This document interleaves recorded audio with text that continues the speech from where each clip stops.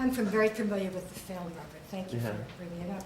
But I really want to bring us down to earth about that film. As you mentioned, there are those two speeches, and partially because of those two speeches, which were very critical of the Israeli side, when we wanted to bring this film to Boston, we had a terrible time doing it. There was a small committee, and we finally were able to get the Museum of Fine Arts to do a couple of showings if we got the Jewish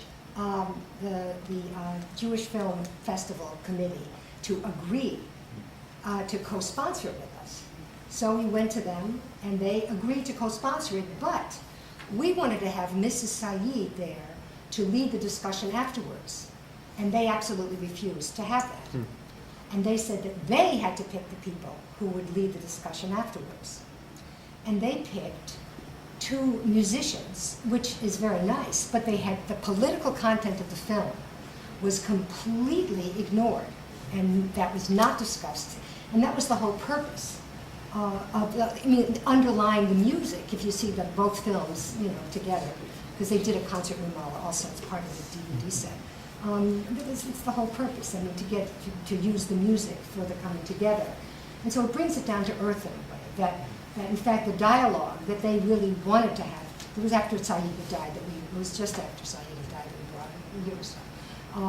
It brings it down to earth that there's one voice that's dominating, even in our own little milieu here in Boston. What's unique is the way in which these ideas in this forum offer a kind of, in the sense that we were able to show it. We were able to show it, and we're able to talk about it, and hopefully, my thought was hopefully it provides. That's not a criticism. Oh, no, I'm just saying in the sense of, the way in which it balances with the other presentations. It's certainly, you're absolutely right, though. Is there the sense that it's all very well to talk about musical hospitality, but when it comes to the crunch, the politics, the hardcore, concrete, practical politics simply makes that utopian and almost an impossible form of hospitality? Richard, I really wasn't even thinking about the hospitality. It was a very personal response on my part, because having worked with those people, and it's part of a whole. That's part of a whole series of political films that relate to this issue. So I really wasn't connecting. Wasn't connecting it with hospitality. So, in that sense, it was I was talking about that. But some people would say, well, in art you can do anything. You can imagine reconciliation, and you can have theatre and music and poetry, but when it comes to the crunch on the ground, it's not possible. Yeah, I don't even think that film, the way it's actually cut, the real thing, there are many more scenes where the land grab is shown, the wall is shown. In this context, I would dare say there were people who didn't recognize what the wall was. There were quick shots, and that scene where he went out to talk about the land grab, that's not there. And then the time he talked about the checkpoints, I don't know if people who aren't familiar with the situation understand the full impact of what I'm saying. So I wasn't relating it to hospitality. And in the film there are lots of gory details along with the music. What's your name again? Nishan. And then Sue, yes. My question is not directly related to this, but maybe in some way. It is to Chris. Maybe to begin with, as Professor Karnay said, I tend to believe that in art, music, and things like that, hospitality can be brought in, and things can be reconciled. But in politics, it cannot be. And I think Derrida rightly recognizes it. He says it is impossible, though it is a condition for the possibility. I believe that Derrida has been greatly influenced by Levinas on this point, and he admits it. And taking inspiration from Levinas, he is trying to criticize Kant to some extent, especially his project of perpetual peace, by saying, all that you have been saying is good, but that's only conditional hospitality, which is not unconditional or pure hospitality. But I tend to believe that in spite of the great ideas that Derrida gives us, there is some sort of inconsistency within his argument. Namely, unconditional hospitality presupposes in way the otherness of the other, the absolute otherness of the other, in which case, which is the most transcendent. In Levinas' philosophy, it fits well. But in Derrida's philosophy, that has a problem if you take into consideration his strategy of deconstruction. If deconstruction is essentially deconstructing the metaphysics, metaphysics is, in its origin, it's to do with the transcendence. Deconstruction of metaphysics is also deconstruction of transcendence itself, and therefore absolutely there doesn't seem to be a place for transcendence within Derrida's strategy of deconstruction, and therefore that creates this problem here, the otherness of the other, and therefore to the unconditional hospitality of which he speaks. Perhaps, Derrida scores a point here, at least his deconstruction works. After all, he fails by his own criteria, we could say, but his hospitality becomes less compelling. Chris? Let's see if I understand you. Do you hear me? Is this on? Is that on? People here? Oh, just talk. Yeah, just talk. So the way you gave the genealogy of ideas is helpful, and you seem to be saying that because Derrida is committed to deconstruction, it closes him off from an openness to any gestures of transcendence or to the transcendent. In which case, he's limited, he's handicapped in treating hospitality the way he wants to treat it. That's right.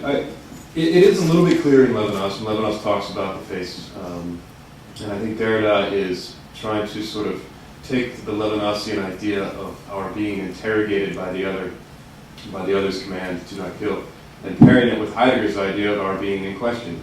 And so what happens is hospitality is a scene of arrival in which we are interrogated as much as we are interrogating and we are in question. So that's one thing on that point. However, I don't think I would see deconstruction as inherently opposed to transcendence. In fact, I think what Derrida becomes more and more interested in his later thought is stirring the waters such that he creates a new space for transcendence to obtain. Now, what is deconstruction? Any of us who have looked at the Platonic dialogues have seen this happen in Socrates' approach, right? You take a position that has become stable, the definition of virtue, you introduce your dialogue partner to increasing levels of confusion, but a productive confusion, so that the person enters a moment where they have to say, well, I've had a lot of blind spots in my thinking.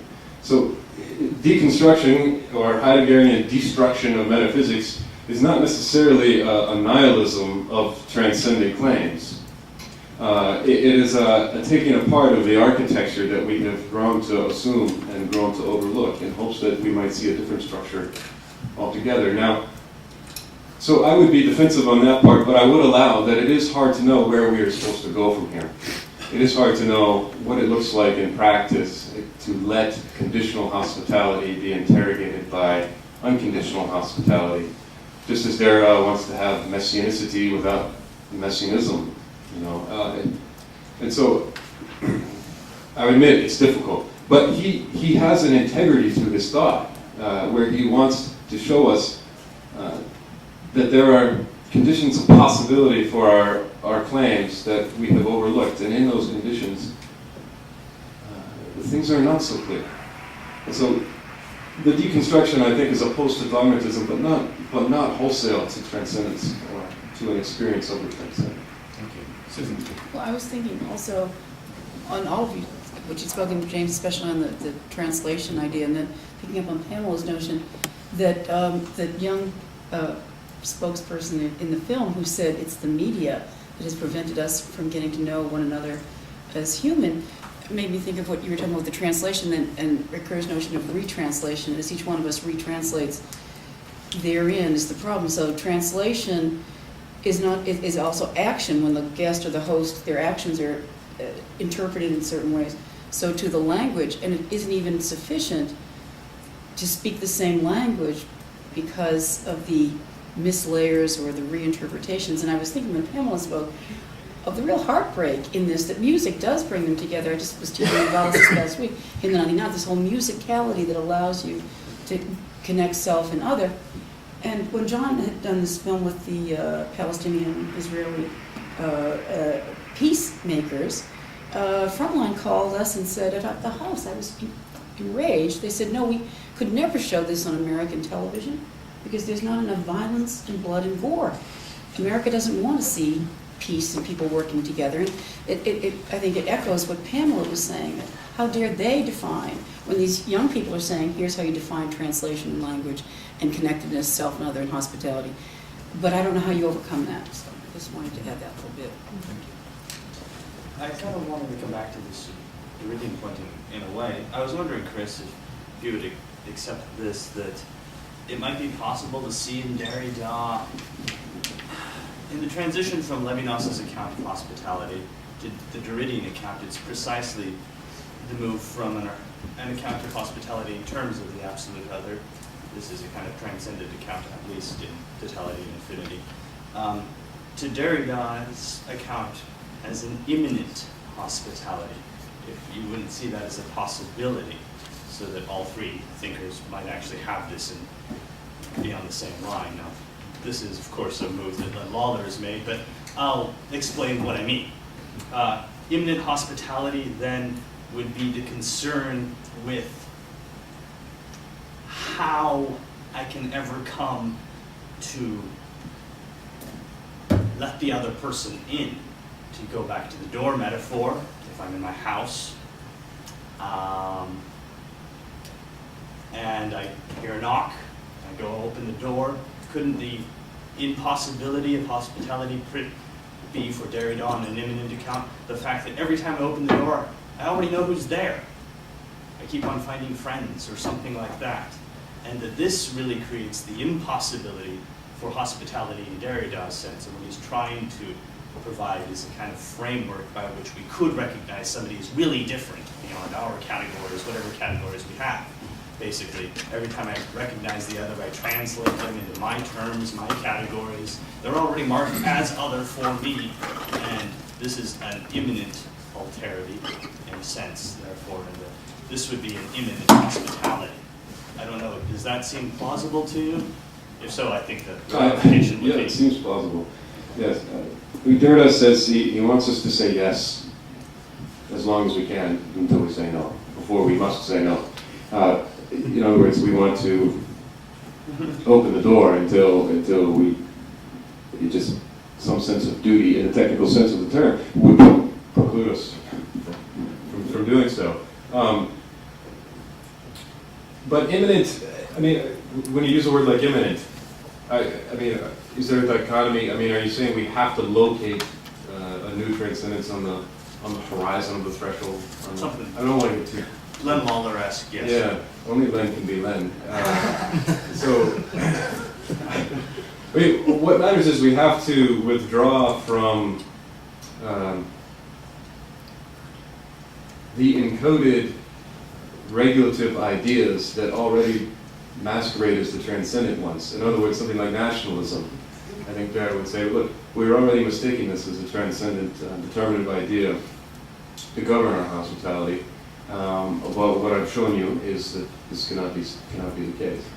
I just don't know where the immanent road would lead apart from that. I mean, there is a sense of this in his discussion about Antigone and Oedipus, where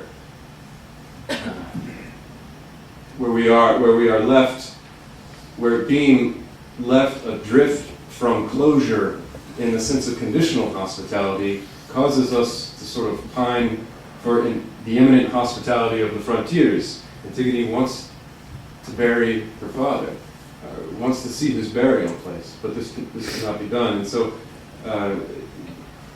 well, I'll leave it at that. You know, you mentioned duty. You say yes to the person who knocks at the door until such point as you have to say no. But that implies that the no is already a compromise on the absolutely uncompromising yes. But if you're in the Warsaw Ghetto and an SS Nazi knocks on your door, and you open it and you see the stranger, you have more than a duty to close the door. And therefore, maybe compromise absolute hospitality, but in the name of a higher good to protect your loved ones. And sometimes, you know, Simon Christian made the point that reading Levinas on absolute hospitality, he said, is like reading horror literature.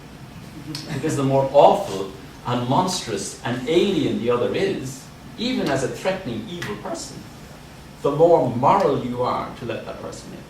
So you're hostage, you're persecuted, and I wonder just how far that can go in terms of the other being so radically transcendent that you are more hospitable the more you say yes, when you should be saying no. Do you understand the point? I do. I mean, I don't think Derrida follows Levinas on this.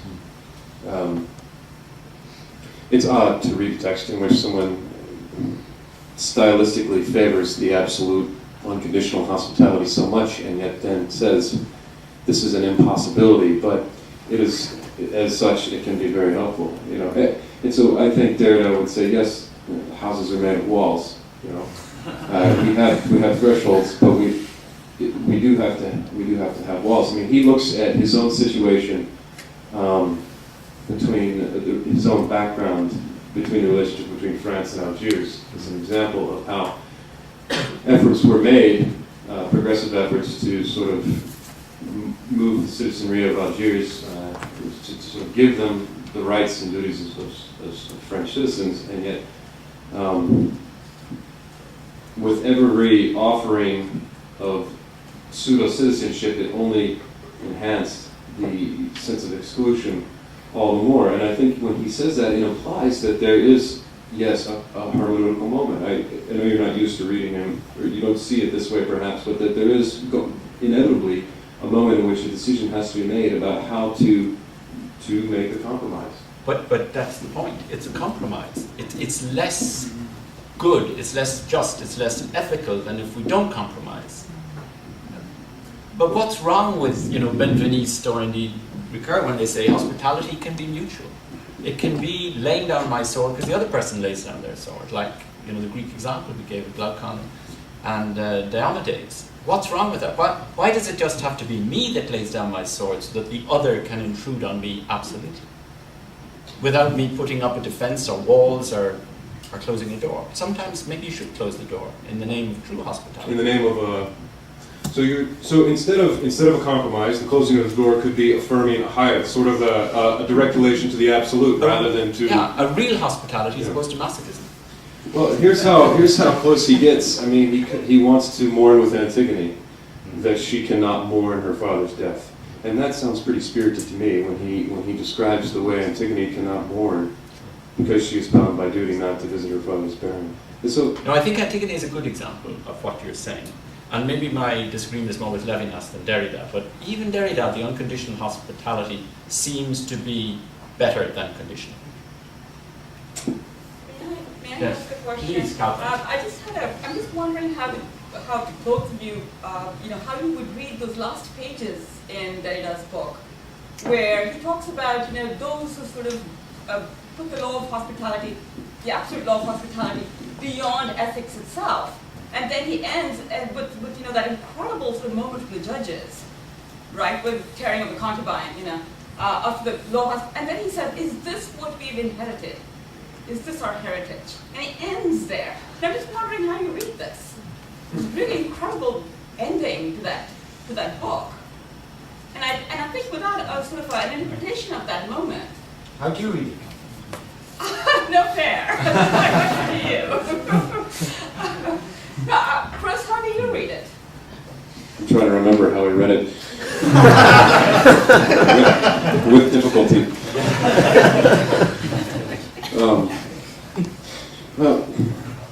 So why does he end by talking about inheritance? And this is what Derrida often likes to end on notes of testimony and memory. Why does he talk? He speaks at the very end. It's supposed to throw away line, but it's not, of course. Nothing's throw away in Derrida. When he says, I think it's about like 2 pages before the end, where he says, those who the law of hospitality exceeds, I don't think exceed is the word that he uses, but exceeds ethics itself. It's on top. It's kind of like up on top, 2 pages from the end. I'm trying to understand what astonished you about it. Yeah, we get to visit Sodom and Gomorrah, we get to visit the Mount Ephraim. Exactly. There's a sense of entropy, right? Lot and his daughters, a movement towards the chaos that could arise from unconditional hospitality. Is this why it's startling to you? About the the presentation on record, but maybe also on other stuff. I'm very sympathetic to the idea of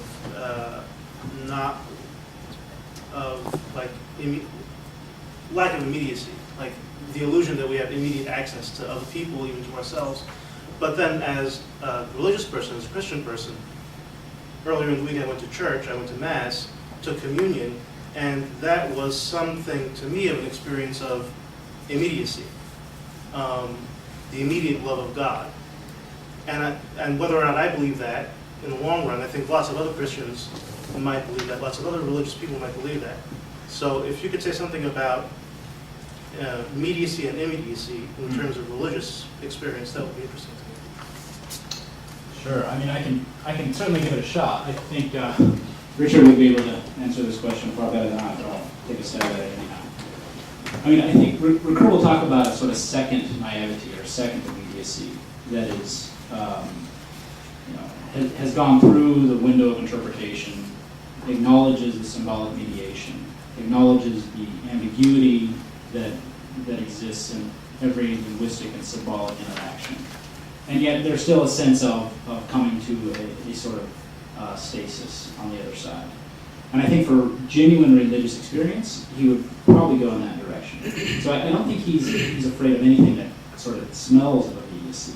But I think he would try to ferret out maybe a fetishization of immediacy and want to be a little bit suspicious of many of the attempts to achieve this sort of absolute translation or even perhaps absolute hospitality as a sort of ruse.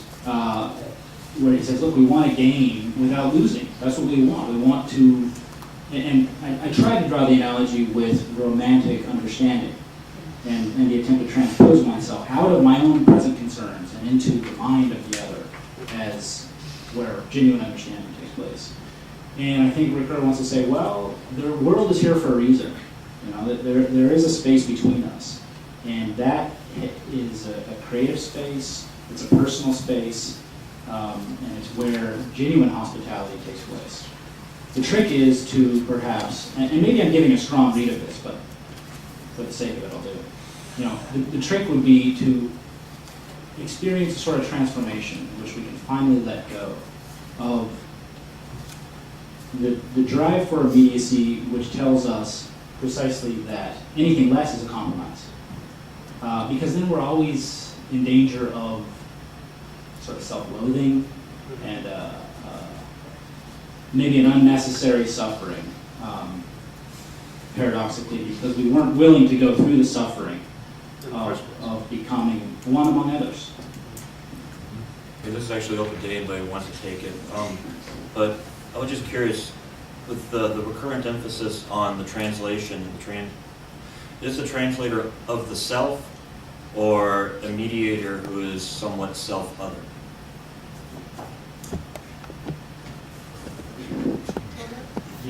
First. Do you want to talk about the translation in general? You're more on translation and I'm more on the collapse of the self and the other. So I guess that would depend.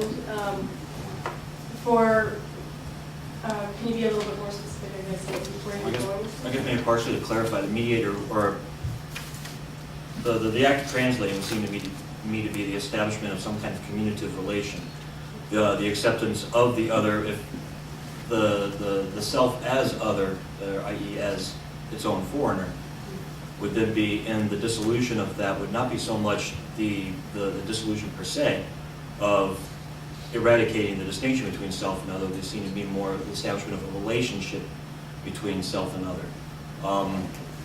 For some of the other presentations that went on tonight, say for Ricoeur, the text as being that which mediates the translation, but there needs to be some kind of relationship which can allow for translation of one to the other, for very simply. Music, and in that respect, law and the other, or in Chris's conflated terms. Does that help at all? I think that part of what we can see for Stava is that she further complicates the question of the self and the other by placing the foreigner within ourselves, and the focus is to, by recognizing this uncanny foreignness within ourselves, She hopes that we can be more hospitable with our relations with others. And so complicating that even further and looking at something like translation or even communication through music, law, then what that does is it means that we need to ask further questions when engaging in this situation, this space that is between ourselves and the other, because we already realize that there's a foreignness present in us and something that's even more complicated with the other in that situation. I don't know if you want to come in with the translation. In your presentation, you said we are in fight with ourselves because there is a foreigner within me. So my own self is in conflict. So there I need to deal with my own self instead of getting into the other. So let me try to get an integrated personality or self within myself. Then only I will be able to impart a kind of hospitality to the other. Or otherwise I will be, suppose, concentrating or could not deal with my disintegrated hostile aspect of myself. I'm getting enmity with everybody. I want to strike with everybody. So what? How will that conflict? What will you do with that? Well, Last word to you. what Chris Davis' hope is that when we encounter others, especially the foreigner, we feel displaced. We feel out of ourselves. We feel afraid or maybe even just discomfort.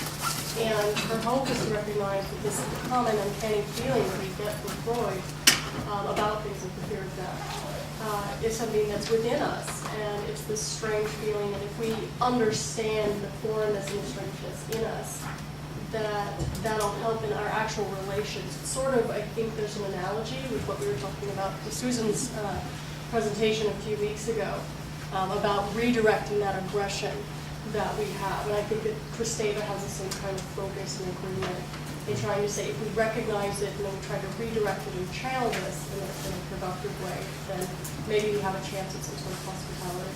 But outside of that, there will always be this tension. Thank you, Leeds, and thank you, four presenters.